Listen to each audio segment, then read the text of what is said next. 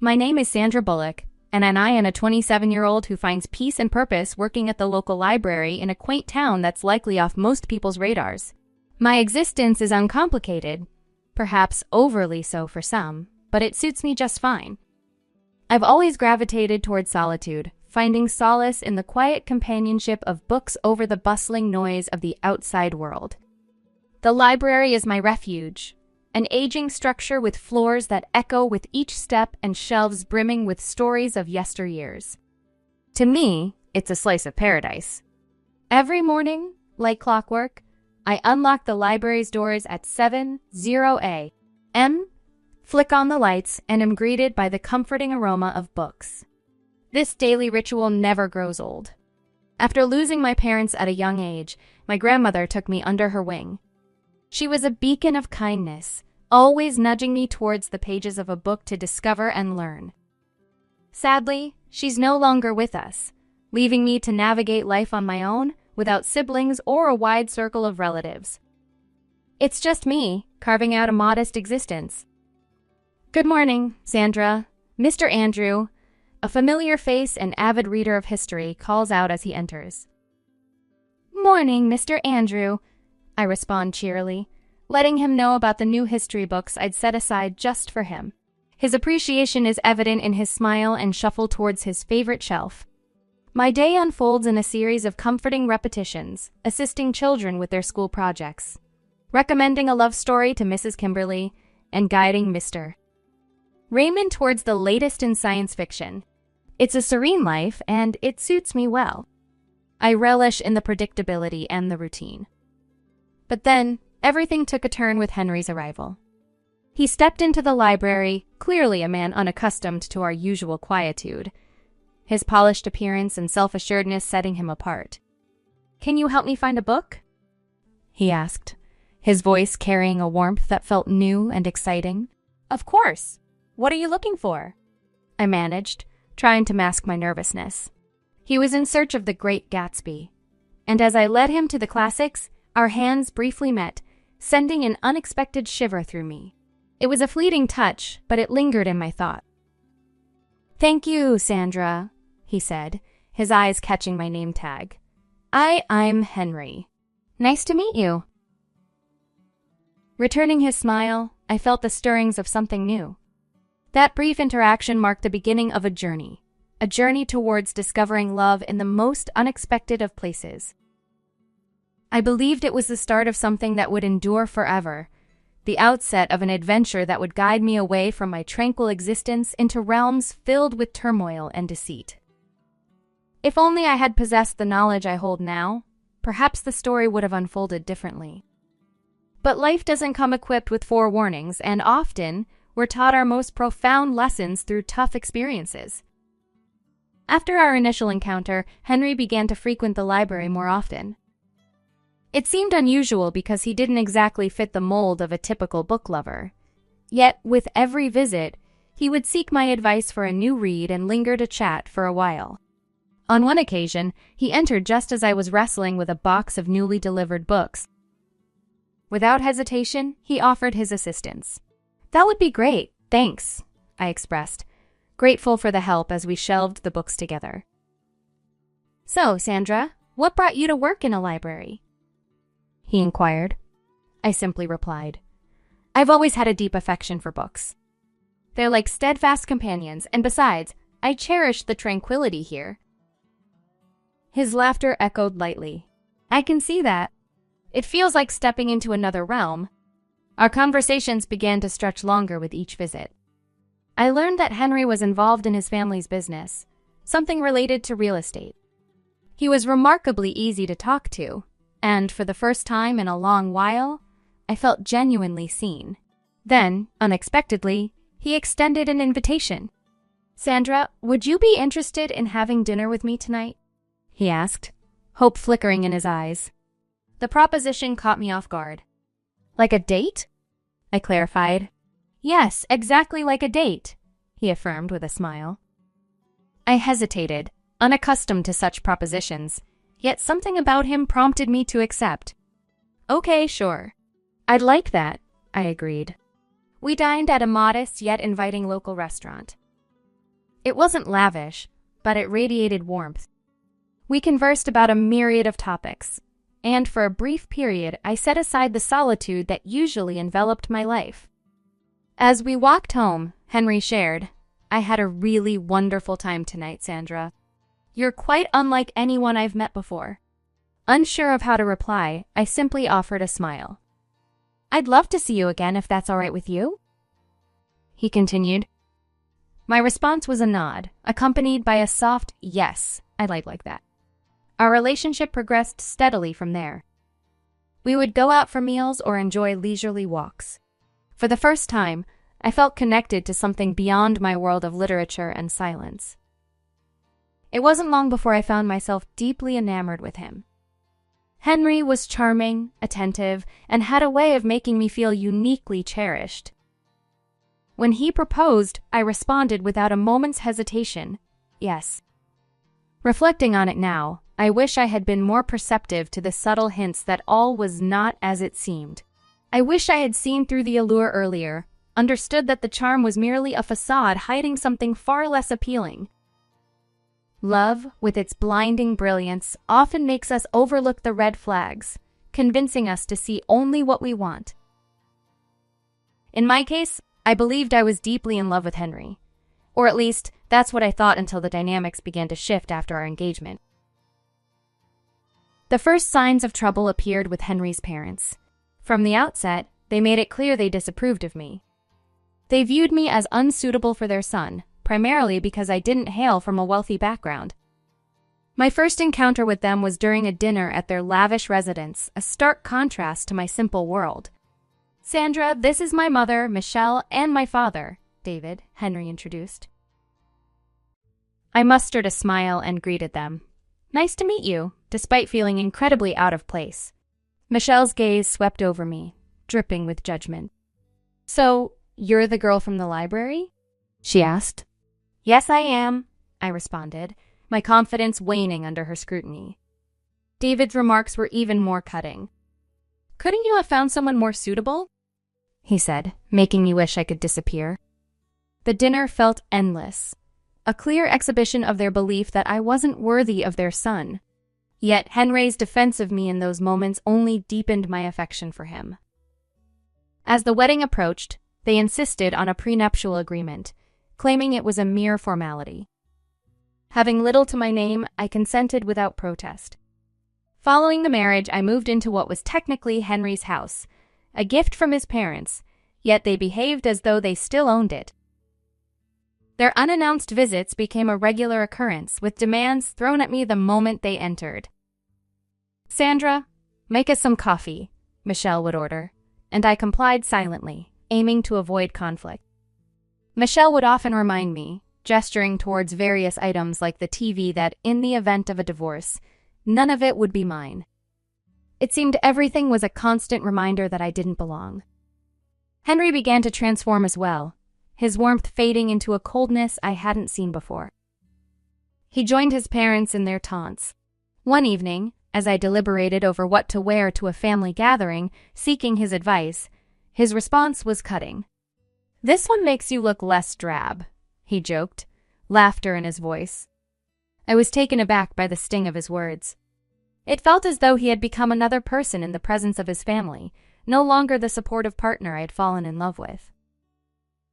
Instead, he echoed their ridicule, leaving me to fend for myself in an increasingly hostile environment.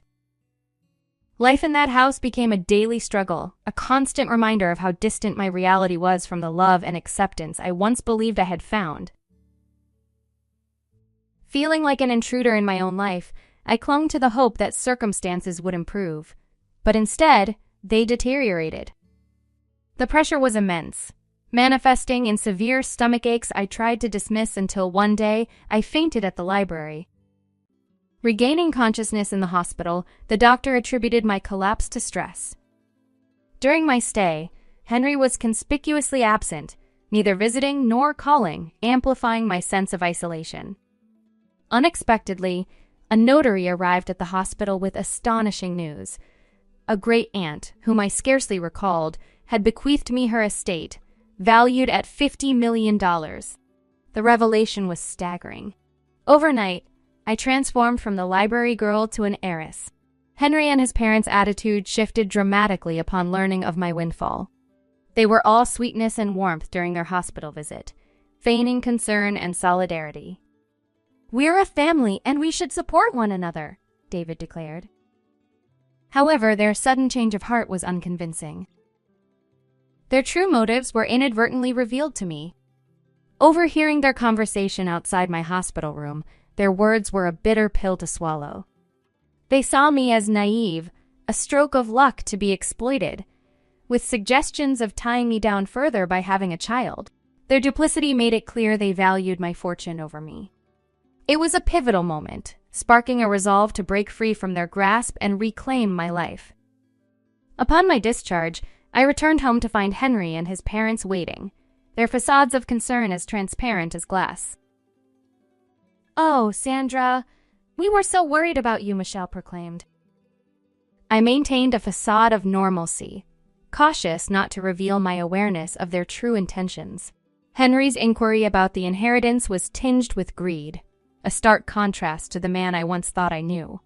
"Soon," I responded, "but it's nothing for you to concern yourself with."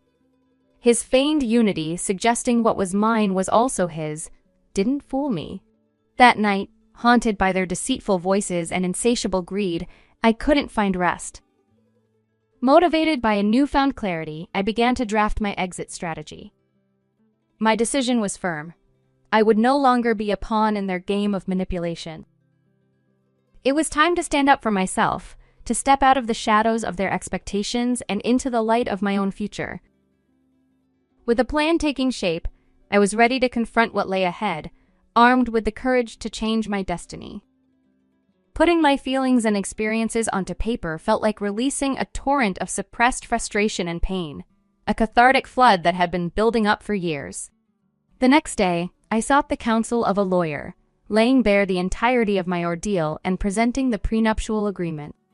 His astonishment was palpable, yet he confirmed the document would shield me, reinforcing that I was making a wise decision. Upon my return, I found Henry and his parents in the living room, their gazes lifting to meet mine as I entered. "There she is, our brave girl," David remarked, his smile lacking any genuine warmth. Holding my purse close, I gathered my courage. "I have something to say," I began, their curiosity piqued. "I'm filing for divorce," I declared, my voice unwavering. A heavy silence fell over the room, broken only by Michelle's incredulous response and Henry's plea of disbelief, asserting their love for me. "Do you, Henry?" "Because all I felt is exploitation," I countered. Michelle's anger was palpable as she threatened legal action to claim half of my inheritance. In response, I produced the prenuptial agreement from my purse, stating clearly that it prevented either party from laying claim to the other's assets in the event of a divorce. Their speechlessness was a novel experience for me, offering a moment of empowerment. I announced my intention to leave, forbidding any further contact, and walked out, their angry shouts fading behind me. Driving away was challenging, yet as I put distance between myself and the house, a sense of liberation enveloped me. For the first time in ages, I breathed freely, hopeful for a future brighter than my past. I moved into a modest apartment in the city. It wasn't luxurious, but it was unequivocally mine, bringing me a peace I hadn't felt in years. While I navigated the divorce proceedings, I felt fortified, capable of facing the process head-on. Then, a call from my lawyer unveiled another layer to my great-aunt's legacy. The will stipulated that a portion of my inheritance be allocated to charity, a reflection of her philanthropic spirit. This revelation took me by surprise, igniting contemplation about the potential to effect positive change. It seemed my great-aunt had not only bequeathed me a fortune, but also the opportunity to contribute to the greater good, propelling me towards a new and meaningful chapter in my life. I began to delve into charities and causes, eager to contribute to something impactful, something that could truly bring about change. During my search, I came across a modest organization dedicated to assisting women affected by domestic abuse. This cause resonated deeply with me. I reached out and arranged a meeting with them. The person I met, Patricia, was incredibly passionate and committed to the cause. She outlined the services they provided: shelter, legal support, and counseling for women in dire situations. Her stories touched me, and I felt a strong connection to their mission. "I want to help," I declared, motivated by a newfound purpose. Under Patricia's guidance, I allocated a portion of my inheritance to establish a new shelter. The sense of fulfillment I felt in aiding other women to find their way out of darkness was indescribable. A few weeks later, Patricia invited me to the shelter's inauguration. It was a modest gathering, yet it brimmed with hope and gratitude. Among the attendees, I recognized Emily, a former colleague from the library. "Sandra, is that you?" she inquired, surprised. We embraced, and I shared with her the story of the shelter and my involvement. She was visibly impressed. "That's incredible, Sandra. I had no idea," she said. Reconnecting with Emily felt rejuvenating. It was as if the pieces of my life were starting to realign. As the event concluded, Patricia expressed her heartfelt thanks. Observing the women who now had a sanctuary, I felt an inner warmth, a profound satisfaction I hadn't experienced in years.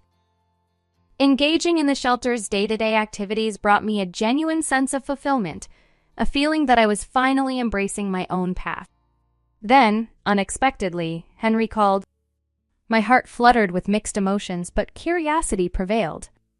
"Hello, Henry," I answered, striving to maintain composure. He sounded urgent, desperate even. "Sandra, I need to talk to you. Can we meet?" "It's important," he said. Despite my reservations, I agreed to meet him at a public coffee shop, seeking the security of a familiar environment. Facing Henry, I noticed how much he had changed. He appeared defeated, almost pitiful. His eyes conveyed a deep sense of regret. "Sandra, I have made a tremendous mistake," he confessed. "Henry, I want you back." "I've realized the void you've left," he hastily confessed. His words barely stirred me, leaving me cold with disdain. "Why now, Henry?" I inquired, skepticism lacing my voice. He exhaled deeply, attributing the failure of our marriage to his parents' interference and his own shortcomings. "I was under their influence, but I've grown since then," he claimed. My frustration surged. "You let them demean me," joined in their mockery, I countered, recoiling as he sought my hand. "Please, Sandra, I acknowledge my faults." "I've transformed," he pleaded. Yet, looking at him, the man I once cherished was now a stranger to me, my feelings replaced by sheer disregard. "Change or not, Henry, it's too late." "My heart harbors only disdain for you," I stated, his countenance dropping momentarily, revealing the person I once committed to, a fleeting image. "I'm sorry, Henry, but I've moved on. My life now has direction, a purpose you're no longer a part of," I declared with conviction. He accepted my words with a resigned nod, understanding the finality of our chapter. Exiting the coffee shop, a sense of closure enveloped me. That chapter was conclusively closed. The subsequent day marked a celebration at the shelter, honoring a local artist's donation of a sculpture for our garden. Amid the gathering, a profound sense of community embraced me. Emily, my former library colleague, complimented the profound impact of my efforts. The unveiling of the sculpture, a figure of a woman reaching towards the sky, symbolized hope, resilience, and new beginnings, eliciting a wave of applause. In that moment, harmony pervaded, a testament to the journey and the support surrounding me. Patricia approached, her words resonating with optimism. "Sandra, this is merely the start. There's boundless potential for what we can accomplish." Surveying the hopeful faces, I recognized the truth in her statement. This was indeed my new beginning, a chapter I was eager to delve into with all my heart. Embracing my new role, I immersed myself in the shelter's daily operations, each day presenting its own set of hurdles and victories. My self-assurance flourished, and for the first time in a long while, I felt master of my fate. Engaging in self-defense classes, an endeavor previously unimaginable to me, became a new part of my routine. As I departed from the shelter one day, outside I noticed a car parked near the entrance. It was Michelle, my former mother-in-law, exiting the vehicle. Her approach was hesitant, her tone softer than I had ever encountered. "Sandra, we need to have a conversation," she implored. I stood my ground, feeling an unwavering steadiness in my voice. "I have nothing to discuss with you, Michelle. Please, just listen to me. I've come to see the error of our ways," she pleaded, her demeanor hinting at sincerity. Despite her apparent remorse, the scars of past torment lingered. "What is it you want, Michelle?" I asked, skepticism shadowing my curiosity. Her next words were unexpected. "I want to apologize. My actions were inexcusable, and they've cost me my son. I don't wish to lose you as well. In many ways, you were like the daughter I never had," she confessed, tears glistening in her eyes. A flicker of sympathy stirred within me, swiftly quelled by the memories of her cruelty. "Michelle, your apologies cannot undo the anguish you've caused. I've moved past it, and I suggest you do the same," I asserted, distancing myself as she reached out. "Please, Sandra, I can't change what happened, but I'm here to make amends," she insisted. "It's too late for amends, Michelle. Goodbye," I concluded, turning away from her lingering gaze, a firm reminder of my newfound resilience. The following day brought an anticipated challenge, a letter from Henry's attorney disputing the divorce settlement. Unperturbed, I consulted with my lawyer, Rachel, a tenacious advocate. "Henry has no grounds to contest, Sandra. The prenuptial agreement is unequivocal. He's merely attempting to intimidate you," she reassured me confidently. "I'm no longer intimidated by him." "Let's proceed," I declared, emboldened. Court day arrived, and I entered, poised and determined. Henry and his counsel were present, our eyes briefly meeting, a fleeting reminder of the love that once was. The judge's verdict was swift, upholding the prenuptial agreement and dismissing Henry's claims. A wave of relief and vindication washed over me. Afterward, Henry sought closure. "Sandra, I'm truly sorry for everything," he murmured, regret lacing his voice. Facing him, I recognized the man I once cherished, yet my feelings had irrevocably changed. "Goodbye, Henry. Look after yourself," I responded, my parting words marking the end of our shared narrative. As I departed from the courthouse, a profound sense of liberation accompanied me, signaling not just the conclusion of a legal battle, but the commencement of a new chapter in my life, one filled with autonomy and purpose. A feeling of finality washed over me, signifying the end of a tumultuous phase and the dawn of a promising new era. At the shelter, we threw ourselves into organizing a fundraiser, an endeavor that commanded my full focus. The community's overwhelming support filled me with a profound sense of appreciation. On the night of the fundraiser, the atmosphere was electric, with a diverse crowd gathered to champion our cause. It was a moment of reflection for me, recognizing the journey I'd embarked on from being a reserved, hesitant individual to becoming an empowered advocate for myself and others. "Sandra, you've outdone yourself. This is remarkable," Emily exclaimed, approaching me amidst the festivities. My response was a heartfelt smile. "We accomplished this together, and there's still so much more ahead of us." As the evening progressed, I basked in the fulfillment and purpose that now defined my existence. This new chapter wasn't just about overcoming past adversities. It was about thriving in a role where I could make a meaningful difference. Surrounded by the energy and support of the event, I knew I was precisely where I belonged, ready to face whatever challenges and opportunities lay ahead with the same determination and resilience that had guided me this far.